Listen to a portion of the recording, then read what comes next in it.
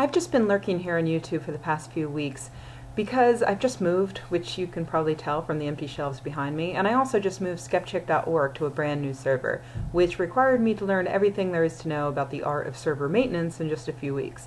But then I realized that it's nearly the end of April, and I have an opinion about something political. So I apologize to those of you who tune in for the science and the skepticism, but this is really important. You see, on May 5th, the UK has the opportunity to vote yes for fairer votes, instituting the alternative vote, or AV, in parliamentary elections. Currently, if there are more than 2 MPs running, there's a good chance that the one who wins won't actually have the majority of the vote. AV lets you rank your choices, so if your first choice doesn't have enough to win, you still get a say in who does win.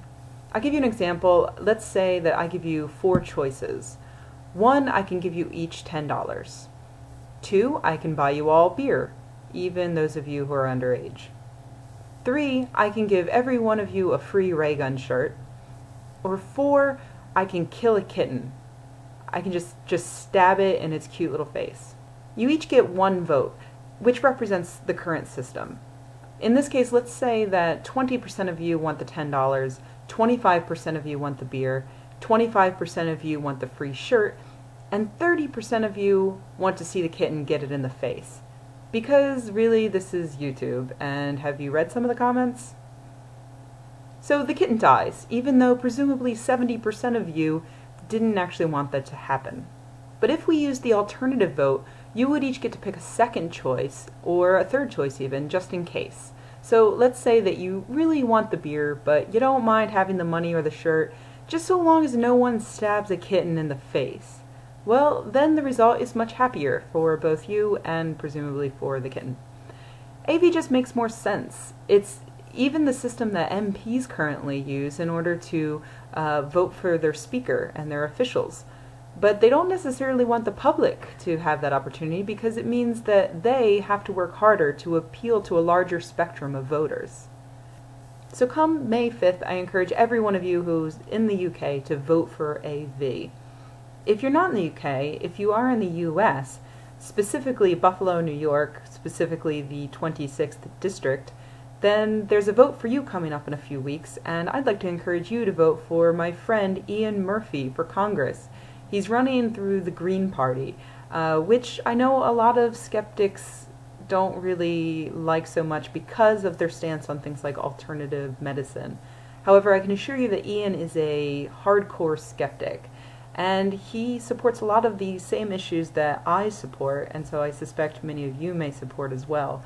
Things like legalizing pot and other awesome drugs, taxing billionaires, growing small business, supporting clean energy, instituting universal health care, and fighting to protect the separation of church and state, which he even has the balls to actually say on his website. For those of you who aren't in the US, let me just tell you, that is a big deal in the US. So please vote for Ian, or vote for AV, or if you can't do any of that, then you can alleviate your guilt by sending money to me for SkepchickCon and the JAF Conference, the grassroots skeptic conferences that I mentioned in my previous video. You can find the links below.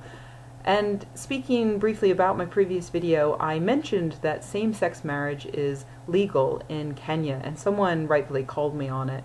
I went back to my source, the person who's running the JAF conference in Kenya, and he informed me that constitutionally same-sex marriage is okay. However, the problem LGBT groups are facing is a social one.